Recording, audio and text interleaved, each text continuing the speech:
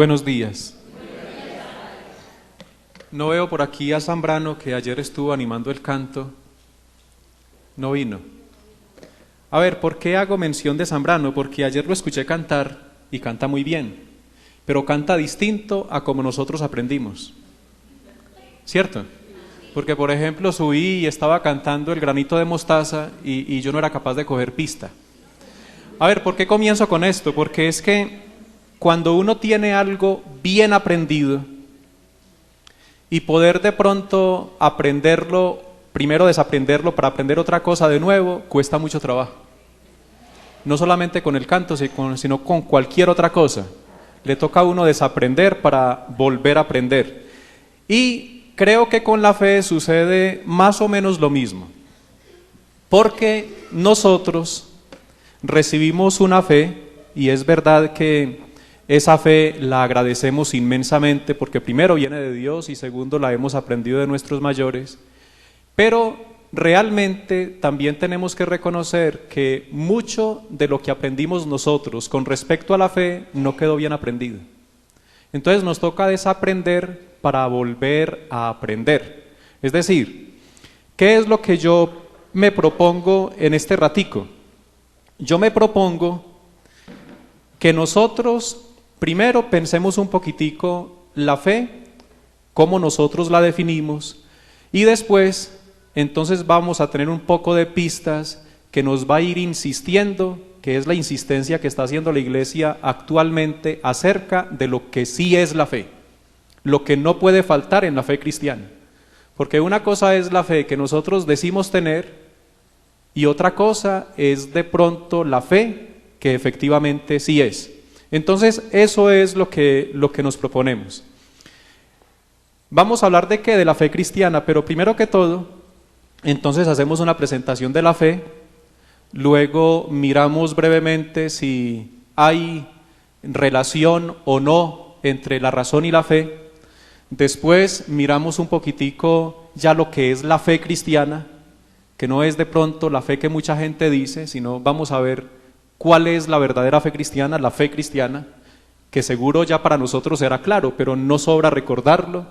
Después vamos a mirar la evangelización. Si el tema es la fe evangelizada y evangelizadora, entonces tenemos que hablar necesariamente de la evangelización. Vamos a hablar de cuál es la tarea de la iglesia, como nos lo presenta la Evangelii Nuntiandi y el Magisterio de la Iglesia. La transmisión de la fe.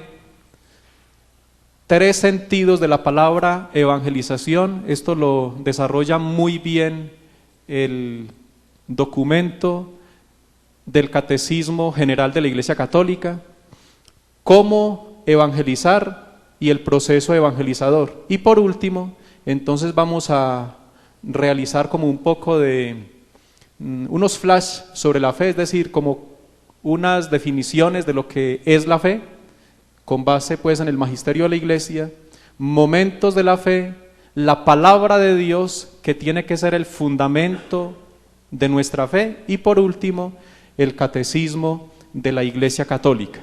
Eso es lo que vamos a ver, eso es lo que vamos a ver.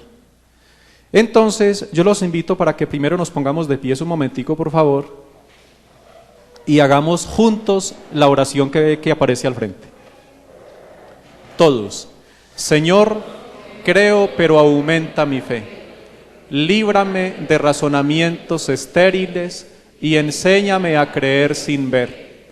Haz que yo pueda aprender a través del estudio todo lo que tú deseas enseñarme. Pero que no olvides, Señor, que es en la oración donde puedo conocerte mejor y aprender mucho más que en todo lo que pueda leer y estudiar.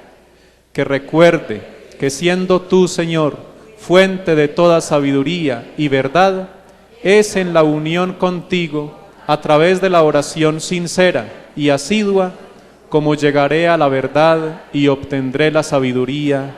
Amén. Se pueden sentar.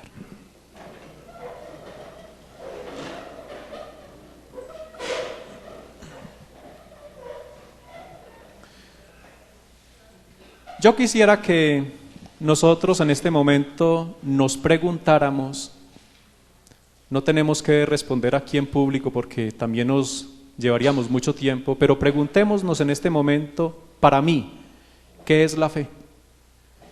Y si quiere, trate de escribir ahí, en su libro de notas, para usted, ¿qué es la fe? A ver si de pronto eso que usted escribe sobre la fe coincide con la presentación que vamos a hacer. ¿Qué es la fe para mí? Y sería bueno incluso, por lo menos pensar, porque no tenemos mucho tiempo para hacerlo, ¿qué escuchamos nosotros decir a la gente acerca de la fe? ¿Por qué es importante realizar este ejercicio? Porque es que nosotros es verdad que estamos recibiendo esta capacitación, pero con miras también a la labor que vamos a realizar nosotros en nuestras parroquias, orientando a tantas personas que se acercarán a reflexionar sobre la fe. Entonces, por eso es primero tener muy claro, para mí, ¿qué es la fe? ¿Y qué sé yo que la gente dice sobre la fe? Porque la gente dice muchas cosas sobre la fe. Es decir, lo que nosotros tenemos que hacer en este momento es más o menos el mismo sondeo de opinión que hizo Jesús en el Evangelio de esta semana, no recuerdo el día. El 22, el día de la celebración de la cátedra de San Pedro, donde Jesús le pregunta a los discípulos, a ver, ¿quién dice la gente que soy yo? Entonces, eso mismo es lo que nosotros tendríamos que estar respondiendo hoy. ¿Qué dice la gente que es la fe? ¿Qué es la fe? ¿Qué dice la gente que es la fe? Ese ejercicio. Entonces, lo primero que nosotros podríamos decir acerca de la fe, todavía no estamos hablando de fe cristiana propiamente tal, pero de la fe, es más o menos esto: aceptar la palabra de otro. Eso para la gente yo creo que es fe, aceptar la palabra de otro. Por ejemplo, que usted esté bien enfermo o enferma, que haya gastado mucho dinero con médicos, con varios médicos, con todos los especialistas que le han dicho y ninguno ha dado con su problema, más o menos como la hemorroísa del Evangelio. Entonces, que de pronto haya llegado a Manizales un médico en quien dicen que definitivamente ese es, y usted fue, lo visitó y le dijo el médico, sí, claro, yo sé cuál es su problema, seguro, yo sé cuál es su problema, créame que tiene solución. Como usted cree en la reputación de ese médico, porque es que ya se lo habían dicho, esa es la fe. Usted tiene fe que ese médico lo va a curar, así los demás no lo hayan hecho. Usted tiene confianza en ese médico. Es más o menos pues el sentido de la fe. Ahora, con respecto a lo que sucede hoy con las personas de fe, estoy hablando de cualquier tipo de fe, los medios de comunicación, empezando por ellos, casi que diariamente nos están ridiculizando. Los medios de comunicación ven en las personas que creen, personas de pronto que no tienen ningún tipo de formación. Así más o menos lo presentan.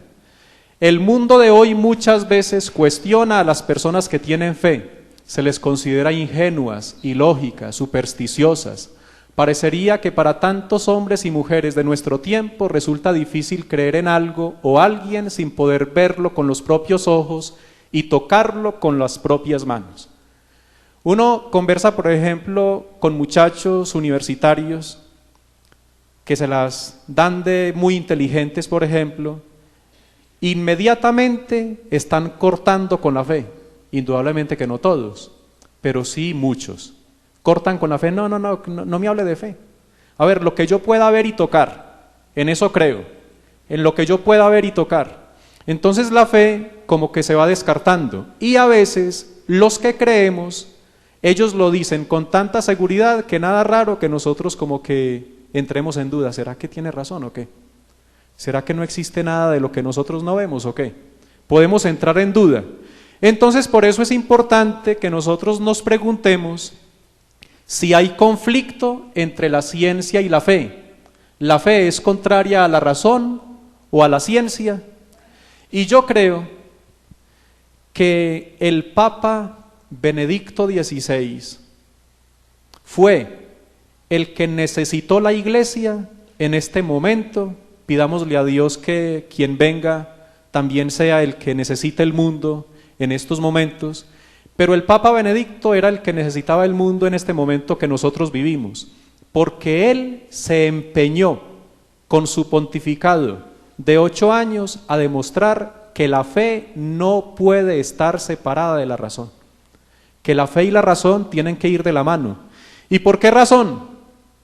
Hombre, creer no significa abdicar de la razón, tampoco la fe puede ser contraria a la ciencia, pues lo verdadero no puede contradecir a lo verdadero. Es decir, si nosotros por medio de la razón, por medio de la ciencia, estamos buscando la verdad, y yo creo que las universidades y por medio de los libros, cuando nosotros pues queremos estudiar, eso es lo que estamos buscando la verdad, también la fe. La fe está buscando la verdad. Y si Dios permite a la ciencia que lo encontremos a Él por la razón, también permite que por la fe lo encontremos. Es decir, son 2 caminos para encontrar la verdad. Eso es lo que queremos decir aquí.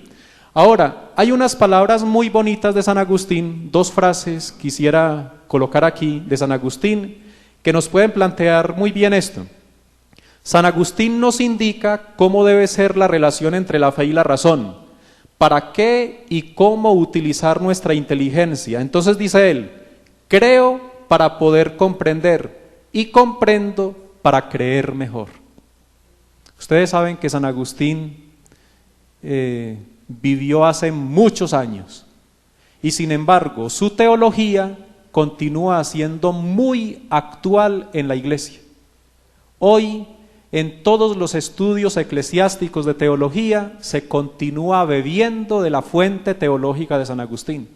Y San Agustín dice eso, creo para poder comprender y comprendo para creer mejor. Y además dice lo siguiente, la fe, si no es pensada, no es nada. Ahora, ¿por qué es importante o por qué mejor traigo esta frase de San Agustín? Porque lo que nosotros no podemos es irle a decir a la gente que la fe no puede ser discutida, que de la fe no se puede decir más de lo que se sabe. No, la fe hay que pensarla. Si la fe no se pensara, no existirían los estudios de teología, no existirían en facultades teológicas, pues, en universidades prestigiosas, no se estudiaría. Entonces la fe tiene que ser pensada. Eso pues, no nos vamos a quedar en esto porque tenemos que llegar a lo que es principal para nosotros, pero por lo menos que quede sonando entre nosotros que la fe no puede ser ciega. Es que mucha gente piensa que la fe tiene que ser ciega. No, usted crea, no más. No se pregunte por qué, crea. Y así más o menos nos educaron a nosotros. Nos educaron así con muy buena voluntad. La fe es ciega. Usted no pregunte, simplemente crea. No. Podemos estudiar la fe. Es más, tenemos que estudiar la fe. Tenemos que estudiarla para no ser ingenuos. Tenemos que estudiarla. Tenemos que tener razones para creer. Razones para creer. Porque si no es así, entonces tampoco vamos a poderle llegar a un mundo, por ejemplo, al campo universitario, si la fe no se pudiera pensar. La fe tiene que ser pensada. Entonces ahora sí, pensemos en la fe cristiana. Grábense esta imagen de una vez. Esta imagen, pues corresponde al encuentro que tuvo la samaritana con Jesús. ¿Y por qué la pongo de entrada? Lo que viene para mí es muy importante. Porque la fe tiene que ser definida como un encuentro con la persona de Jesucristo. Como un encuentro. La samaritana creía en Jesús antes de encontrarse con Él. Para nada. Cuando uno lee todo el texto de la samaritana, después de ese encuentro y de ese diálogo prolongado que sostuvo con Jesús, entonces viene la fe. A tal punto que fue y le contó a los demás, a los habitantes de su pueblo, vengan a ver lo que me ha dicho. Vengan. Trajo a otras personas porque creyó en Él. Me dijo toda la verdad, dice la samaritana. Me dijo toda la verdad porque la había descubierto por dentro. Pero ¿cómo se originó la fe en ella? Por el encuentro con Jesucristo. Entonces, por favor, no vayan a perder de vista esto, lo voy a repetir muchas veces, que la fe viene del encuentro con Jesucristo. La fe viene del encuentro con Jesucristo. ¿Por qué nosotros tenemos tantas desfiguraciones de la fe? Porque no siempre todas las personas que dicen creer han tenido un encuentro con Jesucristo. Y entonces por eso le decimos fe a muchas cosas. A ver, yo quisiera colocar algunos ejemplos que a mí personalmente me ha sucedido. Cuando yo pregunto, bueno, ¿usted es persona de fe? ¿Tiene fe? Sí, sí, claro, padre. Oh, ¿qué son esas preguntas? Mire, y sacan una billetera. Y en la billetera tienen a la Santísima Trinidad, al Divino Niño, al Señor de los Milagros, a la Virgen Milagrosa, una cantidad de cosas. Nunca pasa por la iglesia, pero tiene fe porque carga un poco de imágenes en el bolsillo. Esa es la fe para mucha gente. O lo llevan a uno a la casa, vea padre como tengo de fe, mire mi cuarto, y eso es un santuario completo. ¿Está mal tener imágenes en la casa? No, de ninguna manera, pero lo que no podemos es pretender, creer que eso es la fe. No, la fe no es eso. La fe primero es un encuentro con Jesucristo, porque yo puedo tener una cantidad de cuadros ahí, simplemente, me van a perdonar la expresión, pero como talismanes, como algo que yo creo que tiene poder sobre mí, y sin embargo no conocer nada del Señor, no conocer a Jesucristo. La fe viene del encuentro con Jesucristo. ¿Es claro, cierto? Es claro. Entonces, miren estas frases que son recientes del Papa Benedicto XVI. Se es cristiano cuando se ha tenido un encuentro con Jesús. Es lo que acabamos de decir. Pero miren esta. Esta es del Papa Benedicto XVI en la primera encíclica que nos regaló, en la Deus Caritas Est. Dice él, oigan qué palabras tan bellas, no se comienza a ser cristiano por una decisión ética o una gran idea, sino por el encuentro con un acontecimiento, con una persona que da un nuevo horizonte a la vida y con ello una orientación decisiva. Miren, por ejemplo, lo que sucede. A ustedes y a mí, nada raro que nos haya sucedido que nacimos de familias cristianas. Y vamos a la iglesia desde niños, otros desde tal vez después, jóvenes o adolescentes o ya adultos incluso. Y bueno, uno está en la iglesia, pero más o menos como un católico del montón. Y que de pronto un día haya tenido yo la fortuna de ser invitado o a un retiro de nueva evangelización, o a un retiro de Emaús, o a un retiro con María Mediadora, o con la Renovación Carismática, con cualquier movimiento, con el Camino Neocatecumenal. Entonces, con un cursillo de cristiandad, bueno, todos los movimientos que ustedes quieran. Entonces, cuando una persona pasó por allí 3 días, sale distinta, y en la casa lo notan distinto. Oiga, ¿y qué le pasó a este? ¿Qué fue lo que le sucedió? En 3 días lo cambiaron, la cambiaron en 3 días. ¿Qué sucedió? Tuvo un encuentro con Jesucristo.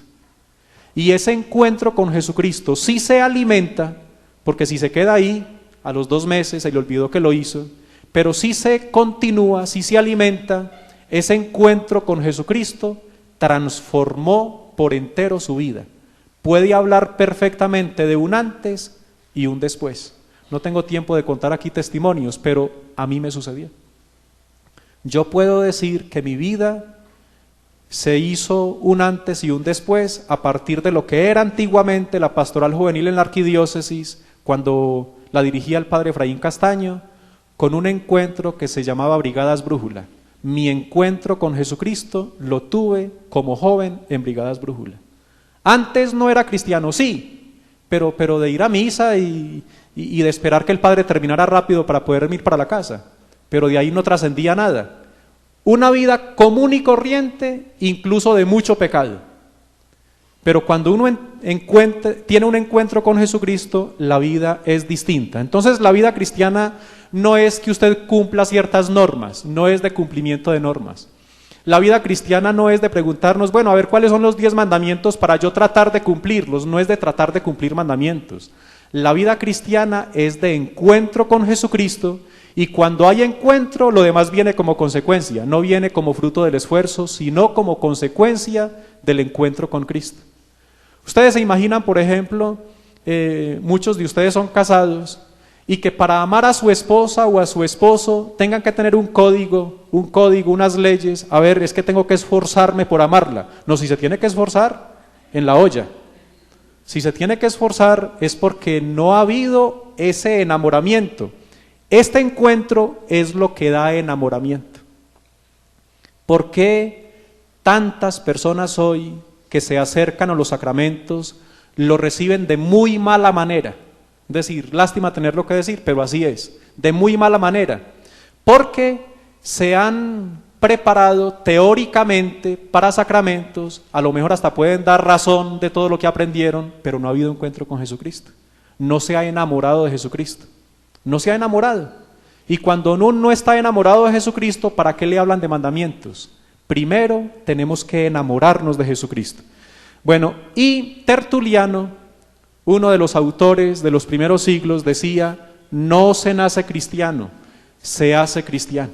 Nosotros tenemos ese inconveniente. ¿Cuál es el inconveniente en medio de muchas cosas buenas? El inconveniente, entre comillas, es que nacimos en un país cristiano. Pero como nacimos en un país cristiano, es un país cristiano entre comillas. Porque no es un país auténticamente cristiano, porque si fuera auténticamente cristiano no sucedería todo lo que sucede. Porque obraríamos de acuerdo con los criterios del Evangelio y no obramos así. Entonces, lo que estamos señalando es que uno no puede decir que es cristiano porque nació de una familia cristiana. No, uno es cristiano si aceptó, oigan la palabra, si aceptó en su vida a Jesucristo, si lo aceptó. Y si lo aceptó, lo voy a decir más adelante, es porque quiere vivir como Él. Pero si uno no quiere vivir como Jesús, no se diga cristiano, dígase simpatizante o cualquier cosa que usted quiera decirse. Pero no es cristiano si no quiere vivir como Jesús. Si Jesús no ha transformado su vida, su existencia, y si no está tratando de parecerse a Él, entonces no se es cristiano, que ese es el común denominador de este país que decimos cristiano. Por eso Tertuliano lo dice: no se nace cristiano, se hace cristiano. Yo quisiera que juntos miráramos este texto del Evangelio, que ustedes seguro lo han leído y lo han meditado muchas veces. Apunten esa cita bíblica y después pueden volver sobre él en sus casas. Juan 1, 35, 42. ¿Por qué quiero leer este texto? Para que nos demos cuenta que fue el encuentro con Jesús la mejor experiencia y la transformación que vivieron los discípulos. Miren pues, voy leyendo.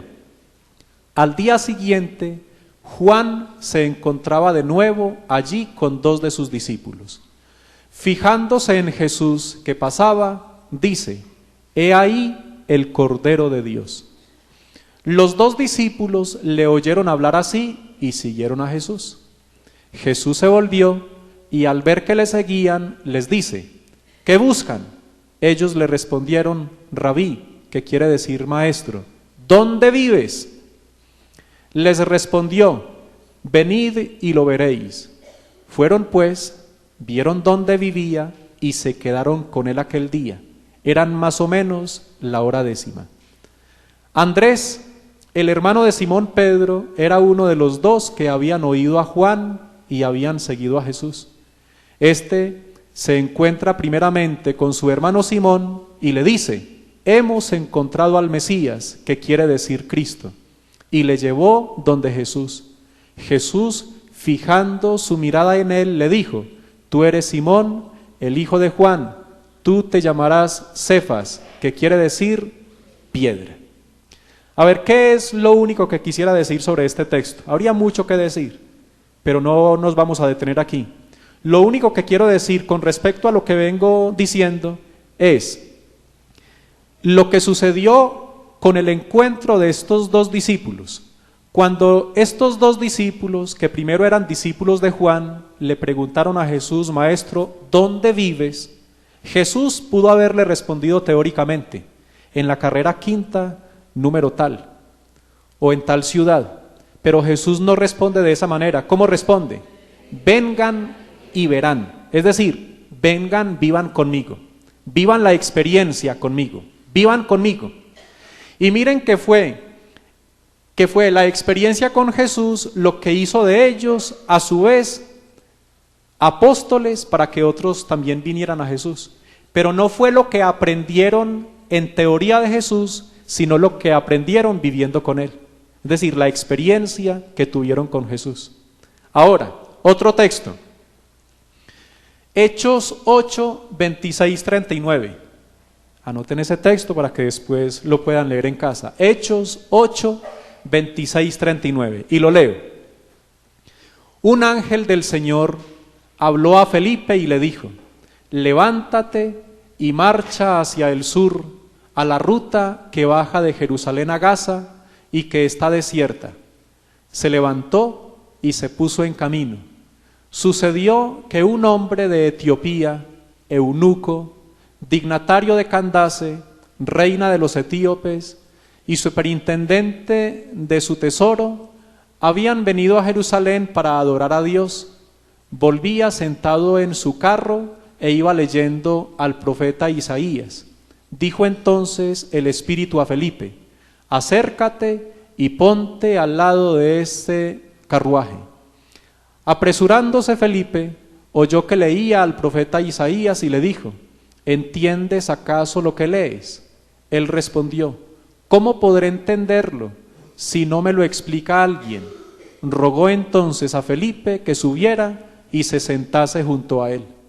El pasaje de la Escritura que iba leyendo era el siguiente: como oveja fue llevado al matadero, y como mudo cordero ante el esquilador, así no abrió su boca. En su humillación se le negó la justicia. ¿Quién hablará de su posteridad, ya que su vida es arrebatada de la tierra? El eunuco dijo a Felipe: te ruego que me digas de quién dice esto el profeta, de sí mismo o de algún otro. Entonces Felipe tomó la palabra y, comenzando por este pasaje, le anunció el evangelio de Jesús. Mientras iban por el camino, llegaron a un lugar donde había agua, y le dijo el eunuco: aquí hay agua, ¿qué impide que yo sea bautizado? Mandó parar el carruaje y bajaron ambos, Felipe y el eunuco, hasta el agua, y le bautizó. Cuando salieron del agua, el Espíritu del Señor arrebató a Felipe y no le vio más el eunuco, que siguió su camino con alegría. ¿Por qué traigo este texto? Porque ya no estamos hablando de alguien que conoció personalmente a Jesús, sino que estamos hablando de alguien que conoció a Jesús por medio de otro. ¿Por medio de quién? Por medio de Felipe. Y fíjense la consecuencia, que Felipe, al explicarle la Escritura, él se entusiasma, es lo que uno puede intuir bien de la lectura de este texto, se entusiasma a tal punto que le dice: aquí hay agua, bautíceme. Y efectivamente, Felipe lo bautiza y termina diciendo: el eunuco siguió su camino con alegría, con alegría. ¿Por qué enfatizo yo esa palabra alegría? Porque hay alegría si el encuentro fue impactante. Si no hay un encuentro impactante, no, la vida sigue más o menos igual. ¿Qué sucede hoy entre nosotros, en una amplia mayoría? Que uno recibe sacramentos y la vida igual. Pero que la vida, por ejemplo, sienta uno que hay como una transformación con un sacramento, ¿no? A lo mejor con la confesión, pero uno confirma cantidad de personas y la vida, ¿qué? La vida cambió, la vida sigue igual.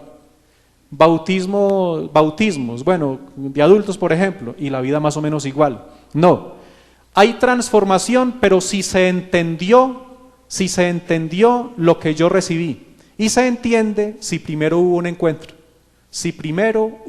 encuentro, y eso fue lo que sucedió con este eunuco.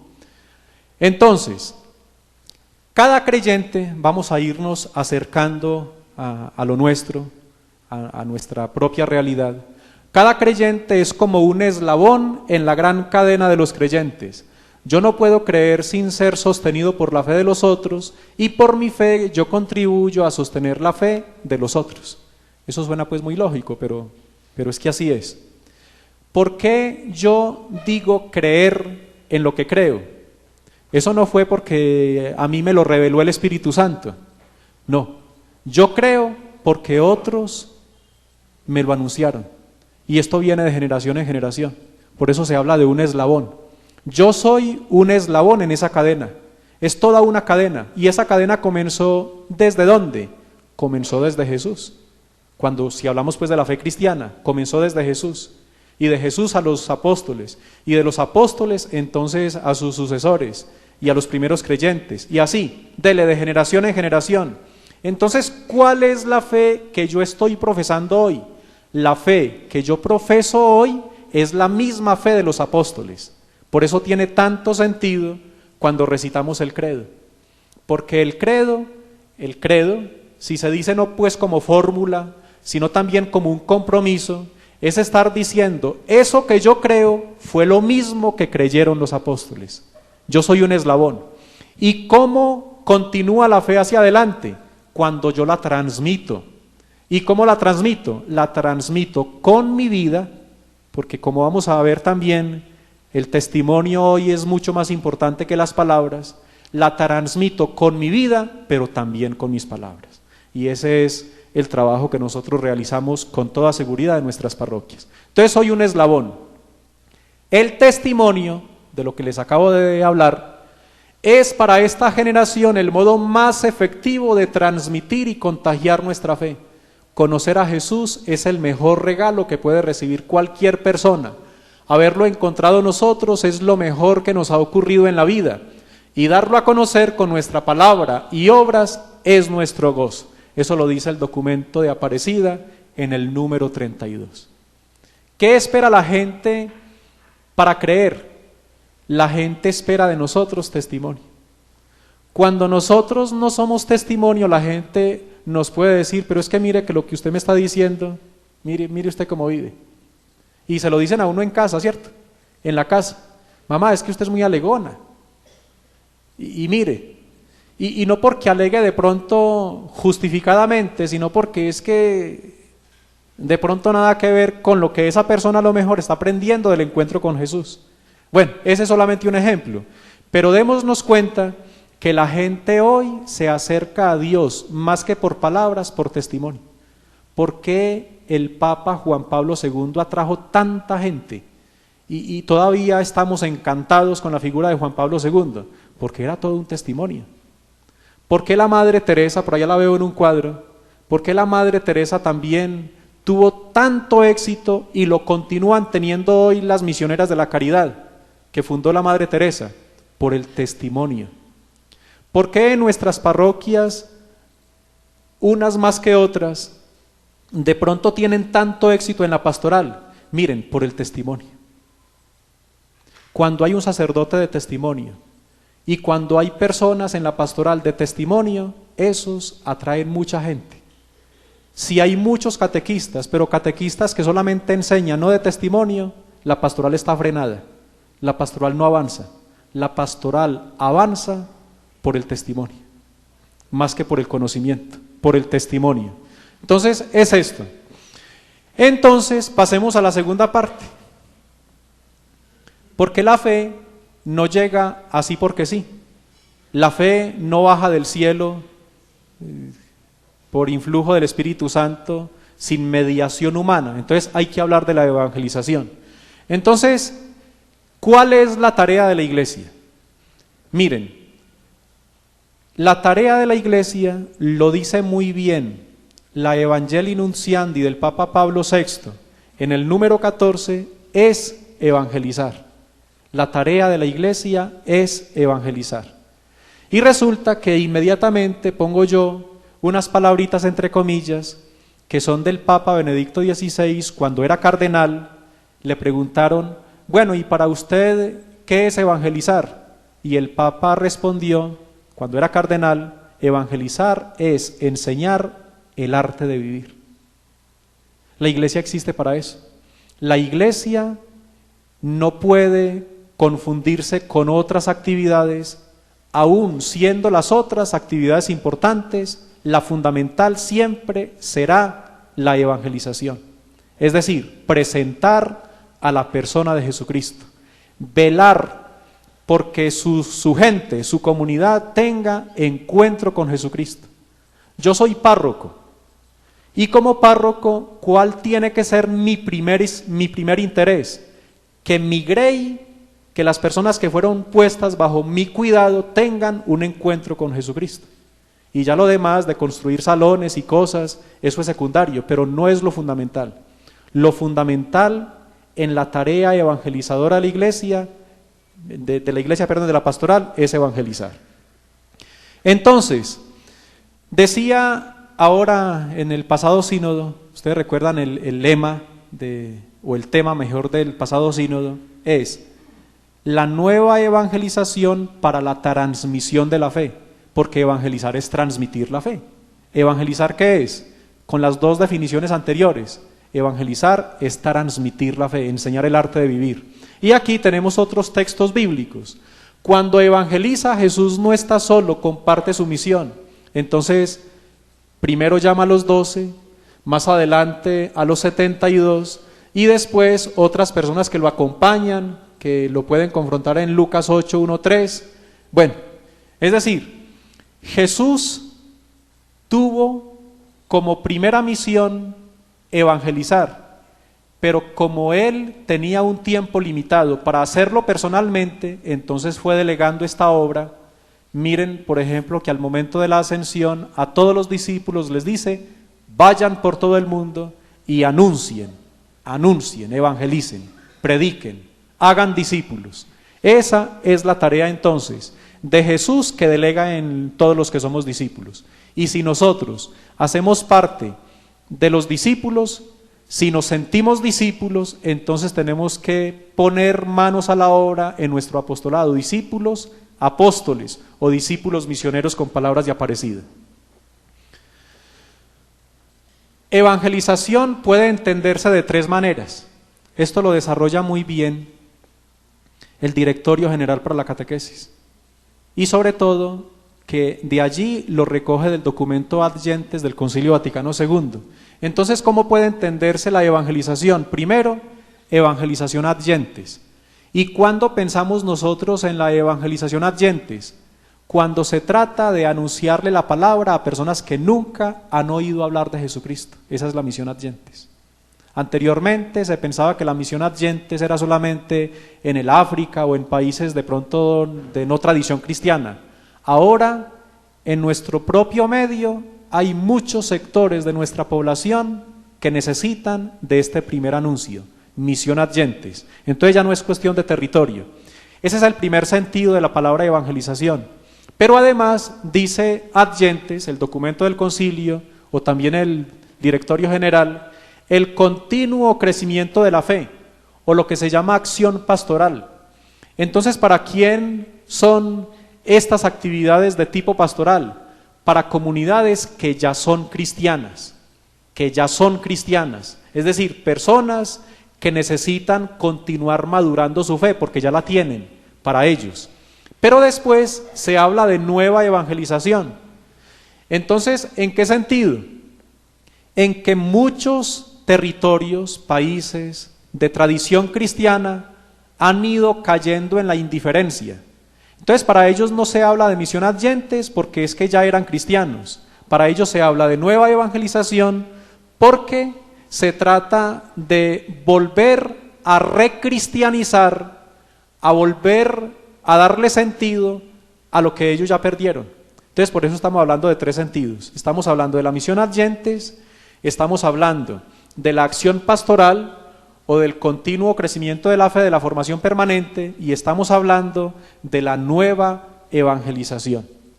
Cuando hablo de la nueva evangelización, no estoy hablando solamente del cine, con ese, lo que nosotros tenemos en nuestras parroquias. No, nueva evangelización tiene un sentido mucho más amplio. Ese es un método de nueva evangelización. Entonces, nueva evangelización son todos los métodos que al fin y al cabo se preocupan por volver a darle sentido a la vida cristiana donde se perdió. Eso es lo que busca la nueva evangelización. Transmitir la fe es el objetivo de la nueva evangelización. Esto implica la fe de los cristianos y la entera vida de la iglesia, pues no se puede transmitir lo que no se cree y no se vive. Y no se vive. Y eso es lo que se está planteando la iglesia en América Latina desde Aparecida, desde el 2007, la misión continental. Entonces, ¿qué es? Simplemente que tenemos que estarle revolcando la vida a la gente porque estamos aletargados, porque estamos tranquilos, porque nos sentimos cristianos solo porque somos bautizados. Y resulta que no es suficiente con que yo sea bautizado. Yo tengo que empezar a darle vida al bautismo. Y se le da vida al bautismo cuando yo me comprometo también con la misión. Y esa tarea no es de unos, esa tarea es de todos. Por eso la misión continental no puede terminar. En estos días alguien preguntaba, bueno, ¿y cuándo termina la misión continental? No, la misión continental no puede terminar. Y no puede terminar porque lo que se persigue con ella es que todos los cristianos, los bautizados, nos convirtamos en discípulos misioneros. Y eso nos va a llevar toda la vida. Y esa tiene que ser tarea de todos. Ahora, ¿cómo se evangeliza? ¿Cómo? Porque ya hemos visto pues que la tarea de la iglesia es evangelizar, listo, perfecto. La tarea de la iglesia es esa, pero ¿cómo se evangeliza? Porque no podemos llamarle evangelización a cualquier cosa y no podemos nosotros tampoco pretender que todo lo que hacemos, que todo lo que nosotros decimos, sin tener de pronto un orden bien establecido, se puede hacer en cualquier circunstancia. Hay circunstancias especiales, como lo vamos a ver. Entonces hemos de concebir la evangelización como el proceso por el que la iglesia, movida por el Espíritu, anuncia y difunde el evangelio en todo el mundo. ¿Cuál es la palabra que yo quiero señalar aquí? La palabra proceso. Esa palabra ha ido entrando poco a poco en nosotros y ojalá siga entrando y se convierta en un convencimiento.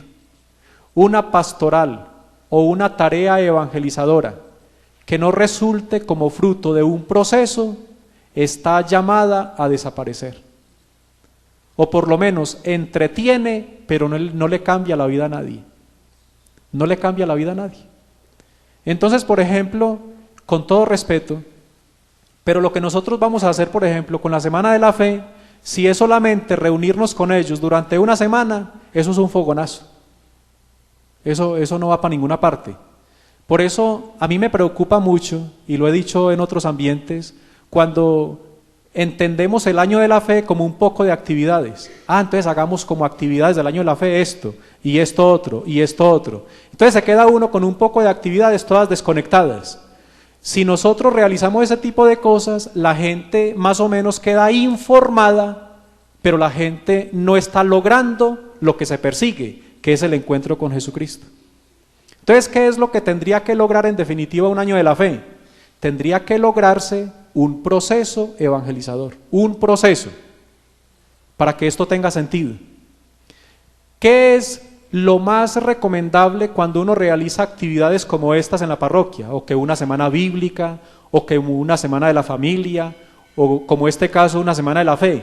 Que vayan quedando casas de reunión. Que vayan quedando casas de reunión para que empiecen un verdadero encuentro de crecimiento en la fe, para que tengan un encuentro con Jesucristo. Pero si es simplemente calentarle el oído a la gente por una semana, me disculpan, no tiene mucho sentido. No tiene mucho sentido. Entonces es un proceso. Y el proceso evangelizador está estructurado en etapas o momentos esenciales. ¿Y cuáles son esos 3 momentos? Son 3 momentos esenciales. Esto casi que es repetición de lo que he dicho. Primero, la acción misionera. ¿Y la acción misionera qué es? El primer encuentro con Jesucristo. El primer encuentro. ¿Cuál es el segundo? Bueno, el primer encuentro con Jesucristo es el momento querigmático. el momento donde yo entiendo en mi vida, en mi existencia, no solamente en mi razón, que Dios me ama.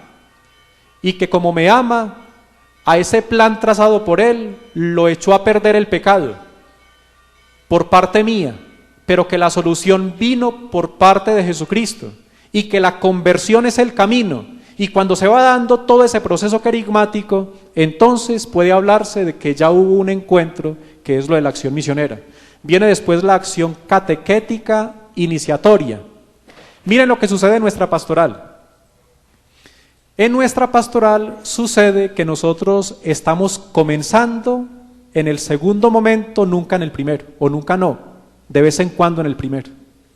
Entonces cuando una persona llega, padre, yo quisiera conocer más de la iglesia, yo como que quiero ser cristiano porque es que tengo una vecina que me habla mucho de Dios y eso como que me está entrando, empezamos con catequesis. A los jóvenes, por ejemplo, que se van a confirmar, que tienen 14 años, entonces la abuelita lo llama, o la mamá, y le dice, acuérdese, tiene 14 años mi hijo, usted tiene que confirmarse, y ese muchacho no quiere saber nada de Dios. Pero para darle gusto a la mamá o a la abuelita, se confirma, y se confirma sin haber tenido encuentro con Jesucristo. ¿Dónde se da el encuentro? El encuentro se da en la acción misionera, y cuando ha habido encuentro, entonces tiene sentido la catequesis. Miren, y después viene la acción pastoral y les explico esto con un ejemplo y lo van a entender muy bien. Este ejemplo lo he dicho yo en muchas partes porque me gusta y se entiende. Vamos a suponer que yo estoy en una fiesta, cada uno de ustedes en una fiesta. Entonces, yo como hombre, no soy sacerdote, soy un muchacho común y corriente, llegué a la fiesta y en la fiesta hay una niña que me llama la atención. Esa muchacha me gusta. Nunca la he visto. Es la primera vez, pero me gustó. ¿Por qué? No sé, me gustó. Entonces, ¿qué hago yo? Comienza la música de baile y la invito, bailamos. Entonces ella viene y bailamos. Y bailando, empiezo yo a tener un primer conocimiento de ella. ¿Cuál es tu nombre? ¿Dónde vives? ¿Qué haces?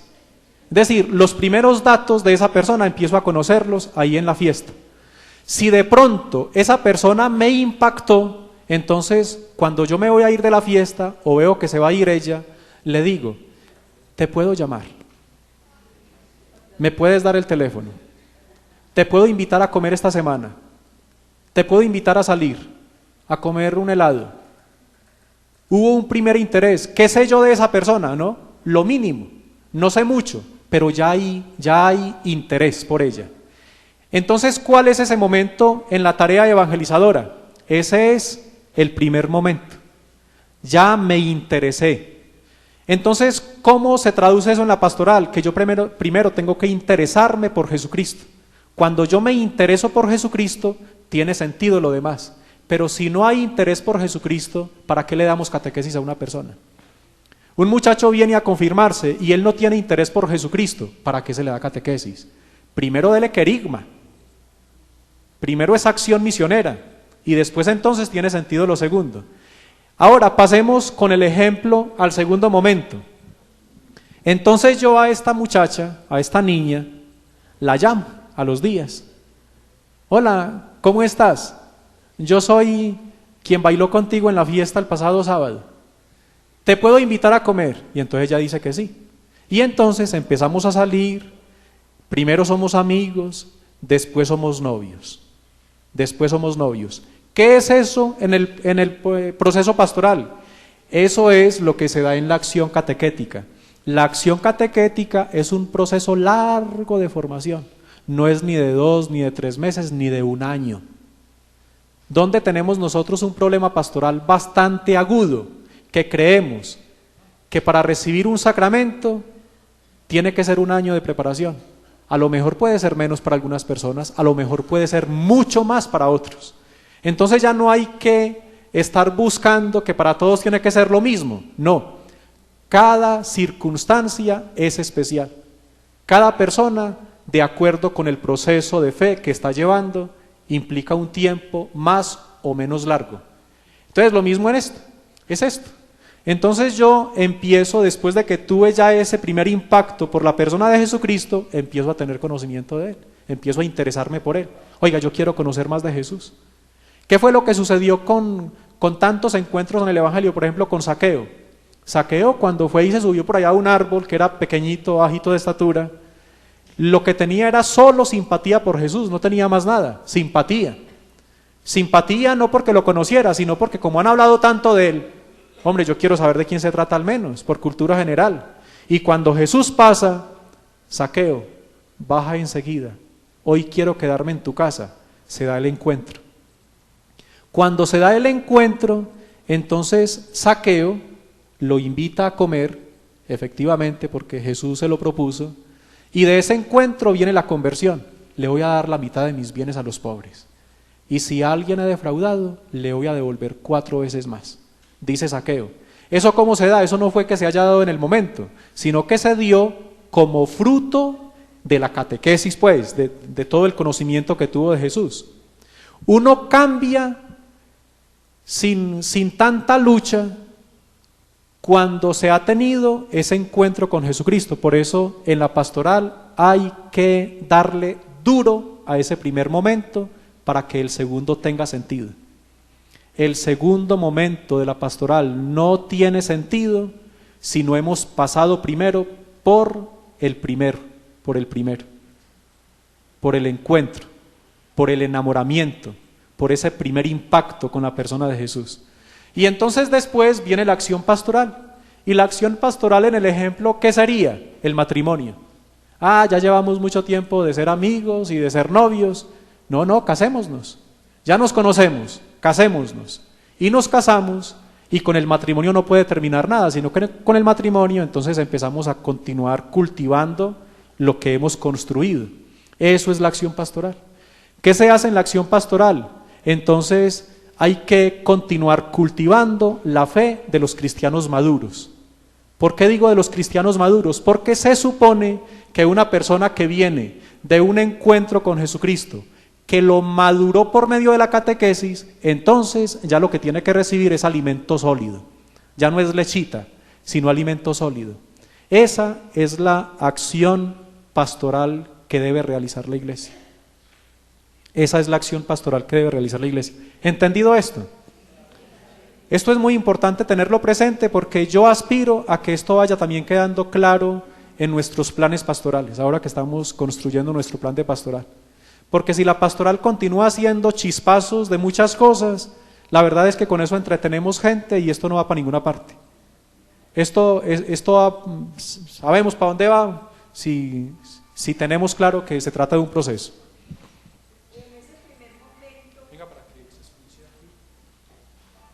En ese primer momento, pues, no es indispensable, digamos, que la persona haga un retiro, porque, a ver, o sería como inducirlo a una comunidad, para poder, digamos, porque uno le habla y para ese enamoramiento, pues yo pienso que él debe como empezar a asistir a una comunidad y luego para llevarlo a un retiro, porque si no es difícil. Ese es el ideal. Ese es el ideal y esa es la práctica que estamos viendo nosotros ahora con la nueva evangelización y con los movimientos apostólicos. ¿Por qué mucha gente está llegando a la iglesia? Vea, yo aquí en el SECAM atiendo mucha gente en confesión y están llegando a la confesión, ¿por qué? Personas que llevaban años sin confesarse y que me dicen, padre, lo que pasa es que asistí a un retiro de evangelización, o vengo de un retiro de Maús, o vengo de un retiro de renovación carismática, lo que les decía al principio. Esos retiros se convierten en eso, acción misionera. ¿Qué sabe de Jesucristo? Sabe muy poquito, pero ya hay un interés inicial, porque vivió 3 días de retiro. Entonces, ¿qué viene a partir de ahí? Viene la acción catequética. Por eso es que les decía también al principio que es muy peligroso cuando una persona hace un retiro y no hay seguimiento, porque se le apaga otra vez la llamita que se encendió ahí. Entonces, ¿qué es la acción misionera? Una llamita que se enciende. Pero para que coja fuerza, se necesita el seguimiento, es la acción catequética, es eso. Bueno, sigamos porque les cuento que no voy ni en la mitad, tengo que ir apurando el paso. Le dije al padre Carlos Mario que solamente unos 40 minutos y me emocioné. La evangelización, al anunciar al mundo la buena nueva de la revelación, invita a hombres y mujeres a la conversión y a la fe. La llamada de Jesús, convertidos y creed el evangelio, sigue resonando hoy mediante la evangelización de la iglesia. Entonces aquí vamos a hablar mucho ahora de conversión. Y de conversión no porque estemos en tiempo de Cuaresma, sino porque como fruto de un encuentro con Jesucristo, como consecuencia, tiene que hablarse necesariamente de conversión.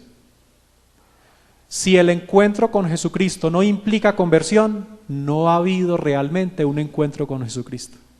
El encuentro implica un cambio. Cuando yo, por ejemplo, volviendo al ejemplo de la niña que conocí, y yo me interesé por esa persona, y conociéndome con ella, sé que hay algo de mí que no le gusta, hombre, yo trato de cambiarlo. Y trato de cambiarlo no porque ella me lo esté insistiendo, sino porque es que no quiero desairarla. Yo no quiero molestarla, porque como la amo, entonces como fruto del amor viene la conversión. Si viene como fruto del esfuerzo, normalmente los esfuerzos son muy pasajeros, La conversión auténtica es la conversión que viene como fruto del amor, como fruto del enamoramiento. Entonces, ¿qué estamos diciendo aquí? Estamos diciendo que la fe cristiana, estos ya son la tercera parte, los flash sobre la fe. Esto lo recojo yo del Directorio General de Catequesis. La fe cristiana es ante todo conversión a Jesucristo. Una persona dice, tengo fe, pero vive a como le da la gana, dígame, ¿tendrá fe? Es de los que dijimos al principio, a lo mejor con esa fe que no se sabe qué es. Lo que de pronto mucha gente dice tener fe, sí, claro, yo creo en Dios, ¿cómo no? Yo creo en Jesucristo, y yo creo en la Virgen, y yo creo. Y de pronto con su vida está demostrando todo lo contrario, porque la fe es ante todo conversión a Jesucristo. ¿Qué estoy diciendo con esto? Estoy diciendo que la conversión viene como consecuencia de un buen proceso de fe. Viene como consecuencia. Ahora, la fe cristiana es adhesión plena y sincera a su persona y decisión de caminar en su seguimiento. Oigan pues, oigan esto. Es adhesión, es decir, es apegarme pues, es aceptar plenamente y sinceramente a Jesucristo. Y la decisión de caminar con Él. Yo voy a caminar tras las huellas de Jesucristo. Ustedes no se dan cuenta que nos sucede, o a nosotros, o a otras personas, nos sucede que decimos tener fe, pero no queremos vivir con los criterios del Evangelio, sino con los criterios del mundo. No, padre, no me exija eso. Hombre, pero si es que lo que le estoy diciendo es del Evangelio. No, pero es que estamos en otros tiempos. Si estamos en otros tiempos y usted no quiere vivir con los criterios del Evangelio, usted no tiene fe. Usted tiene una fe que a lo mejor es de las primeras que dijimos acá, pero no la fe cristiana. Porque la fe cristiana implica necesariamente caminar con los criterios de Jesús, con los criterios del Evangelio. Pero si mi interés no son los criterios del Evangelio, repito, no podemos llamarla fe cristiana. La fe es un encuentro personal con Jesucristo, es hacerse discípulo suyo. Esto exige el compromiso permanente, oigan esto, y esto sí que es importante, implica el compromiso permanente de pensar como Él, de juzgar como Él y de vivir como Él lo hizo.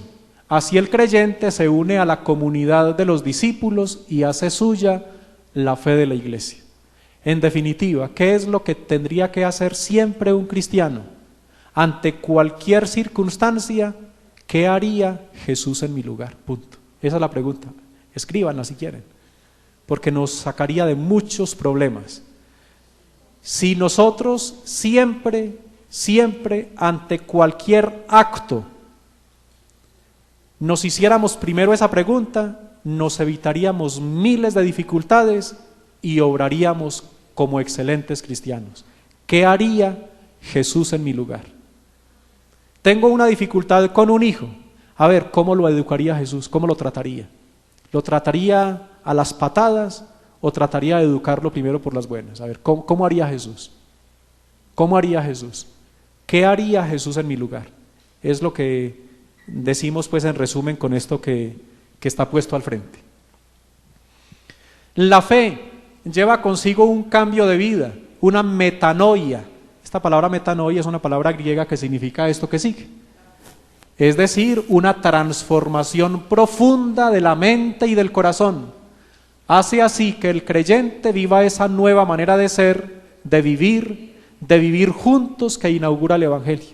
Eso, es de vivir es tener una nueva manera de ser. Entonces, cuando una persona quiere ser cristiana, pero sigue siendo el mismo de antes, no ha entendido la vida cristiana. Porque el bautismo, y en el caso de que si fuimos bautizados de niños, que seguramente la mayoría sí, o todos, cuando yo ya me hago consciente de la fe y acepto ya personalmente a Jesucristo en mi vida, entonces yo abrazo una nueva manera de ser. Por eso se habla de un antes y un después. Pero si yo sigo siendo el mismo, con los mismos vicios de siempre y no hay ningún cambio, entonces no estoy hablando pues de que la vida del cristiano tiene que ser una vida perfecta. Ese será el ideal y ese es el llamado. Pero no estoy diciendo que entonces que ángeles pues, ¿o qué? No. El ideal será siempre ese. Y ese cambio de vida se manifiesta en todos los niveles de la existencia del cristiano, en su vida interior de adoración y acogida de la voluntad divina, en su participación activa en la misión de la iglesia, en su vida matrimonial y familiar, en el ejercicio de la vida profesional, en el desempeño de las actividades económicas y sociales. Es decir, hay un cristiano allá donde me encuentro yo. ¿Y por qué quería yo resaltar esto? Porque es que también los medios de comunicación nos quieren casi que obligar a que la fe tiene que ser solamente profesado en un ámbito privado. Entonces, no, si usted tiene fe, tranquilo, en la iglesia. Pero como quien dice, si usted está en la empresa es otro. Si usted está en la política es otra cosa. Si usted está en el campo de la economía, entonces piense con los criterios de la economía, del mundo. No. Si yo soy cristiano en cualquier ambiente donde me encuentre. En el trabajo, y eso me va a implicar cruz. En el hogar, y eso me va a implicar cruz.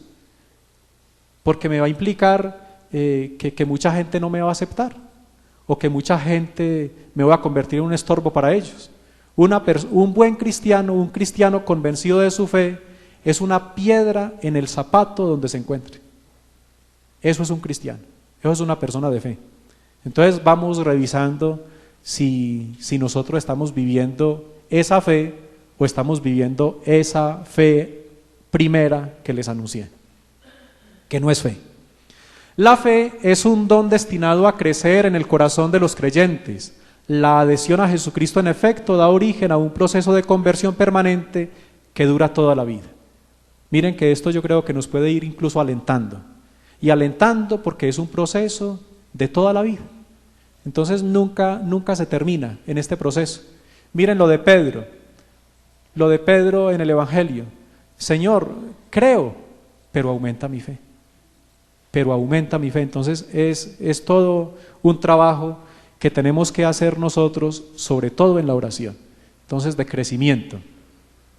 En el proceso de la fe y de la conversión se pueden destacar varios momentos importantes. ¿Cuáles son esos momentos importantes? Los voy a leer simplemente sin comentarlos mucho para poder ir concluyendo.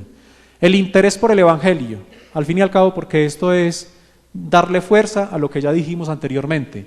Brota como consecuencia del primer anuncio sin ser todavía una decisión firme. Cuando les hablé de los 3 momentos en el proceso evangelizador, ¿a qué corresponde esto? A la acción misionera, ¿verdad? A la acción misionera, al querigma. Después la conversión. Bueno, esta es la conversión inicial, que también hace parte del querigma, porque se habla de una conversión inicial y de una conversión permanente, que tenemos que estarla viviendo nosotros frecuentemente. Pero la decisión por la fe debe ser madurada. Esa búsqueda, impulsada por la acción del Espíritu Santo y el anuncio del querigma, prepara la conversión, que será ciertamente inicial, pero que lleva consigo la adhesión a Jesucristo y la voluntad de caminar en su seguimiento. Entonces no es tanto una conversión moral, que yo hacía esto y que ya no lo hago, porque me estoy esforzando.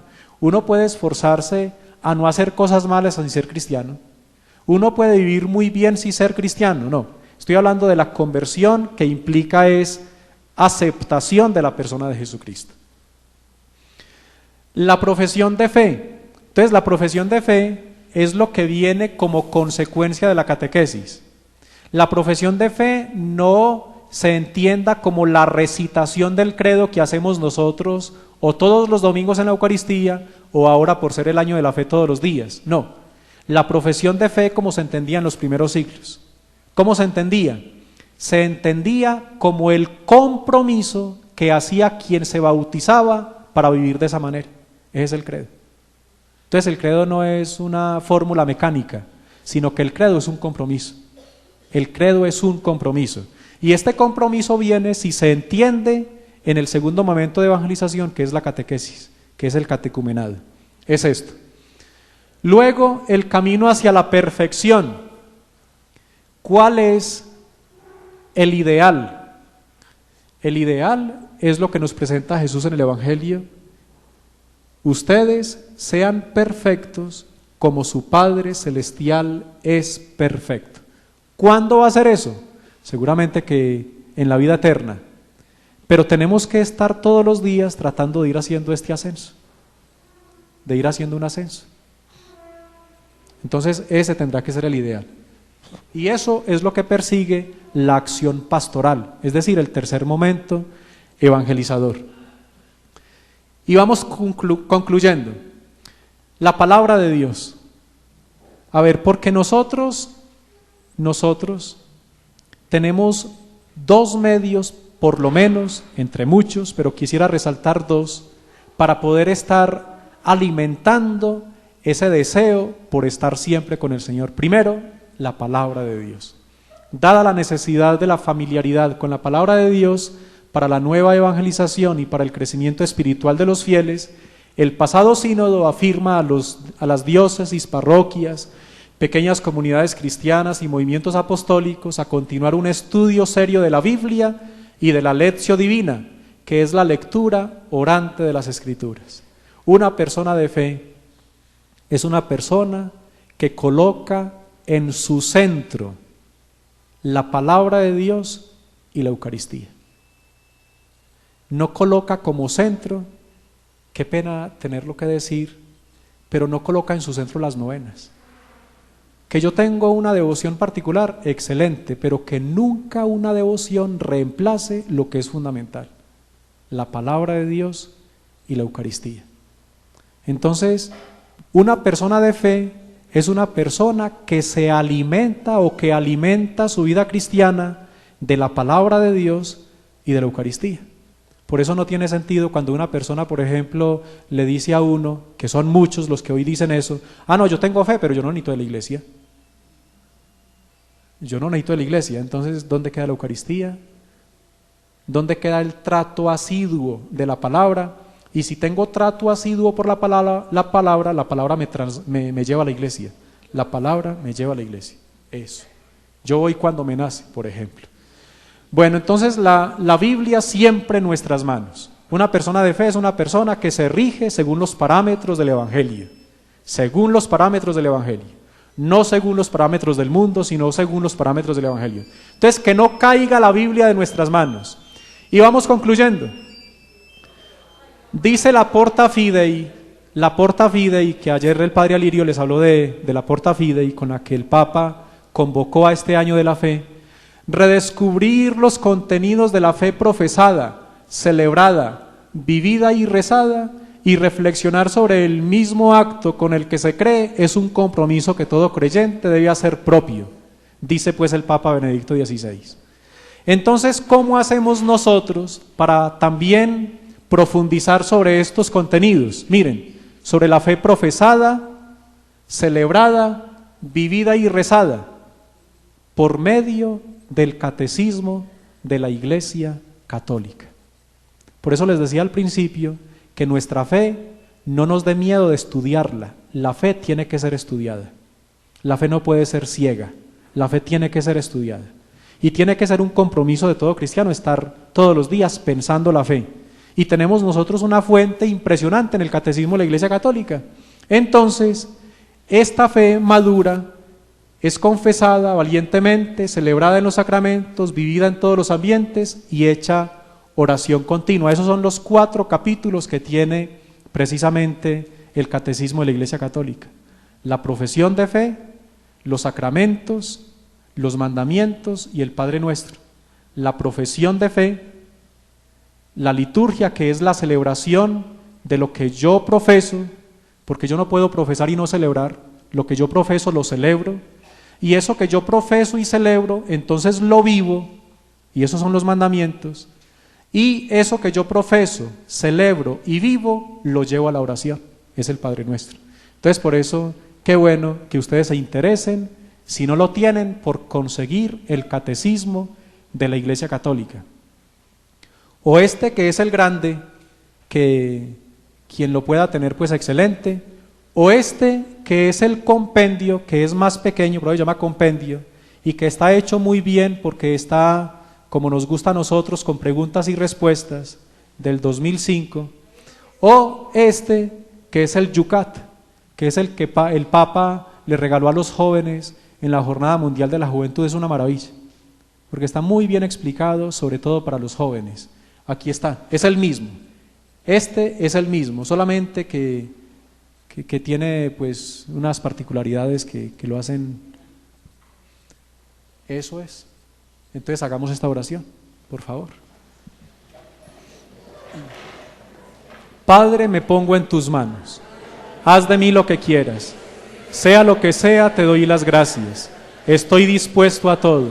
Lo acepto todo, con tal que tu voluntad se cumpla en mí y en todas tus criaturas. No deseo nada más, Padre. Te confío mi alma.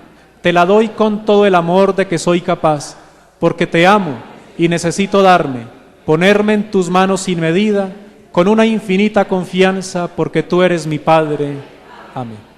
Si hay alguna pregunta, 2 minuticos, y si no, pues salimos al descanso.